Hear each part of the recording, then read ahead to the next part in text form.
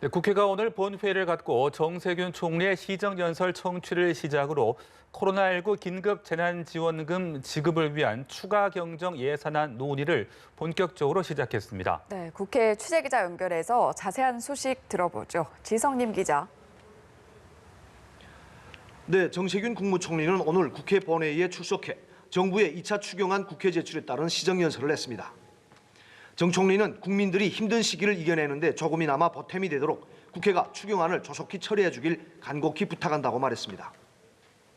정부는 소득 하위 70%에 가구당 최대 100만 원의 긴급 재난지원금을 지급하는 내용의 7조 6천억 원 규모의 2차 추경안을 지난주에 국회에 제출했습니다.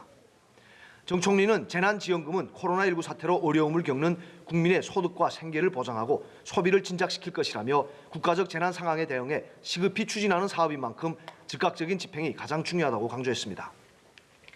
지급 대상에서 소득 상위 30%를 제외한 것에 대해서는 지원 대상 간 형평성과 한정된 재원 등을 고려해 고소득층을 지급 대상에서 불가피하게 제외했다고 설명했습니다.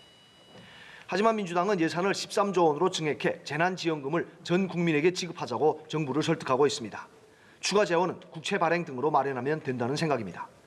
민주당 이인영 원내대표는 오늘 당 회의에서 4월 안에 추경안 처리를 마치고 5월 초에 모든 국민이 지원금을 받게 해야 한다며 야당의 협력을 촉구했습니다.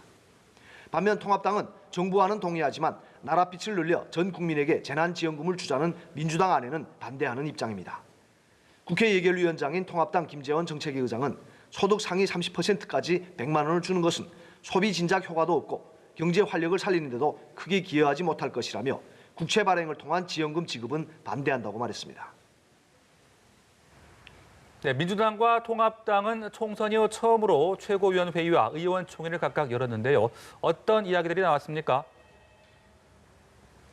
네, 민주당 이해찬 대표는 최고위원회에서 현재 우리에게 가장 중요한 것은 코로나 국난 극복이라며 민주당은 경제 위기, 일자리 비상사태를 타개하는 데 집중하겠다고 다짐했습니다. 그러면서 자신부터 임기가 끝날 때까지 긴장의 끈을 놓지 않겠다며 국회의원 당선자와 당직자 모두 정신을 바짝 차리고 최선을 다해야 한다고 당부했습니다.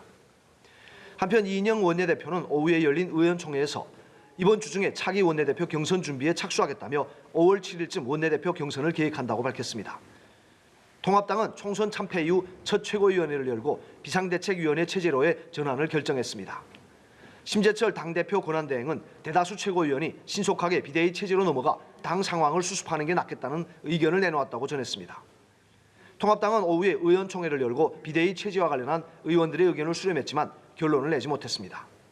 통합당은 또 비대위 체제와 별개로 21대 국회 개원에 앞서 차기 원내 지도부를 다음 달 초쯤에 구성하기로 했습니다. 지금까지 국회에서 연합뉴스TV 지성림입니다.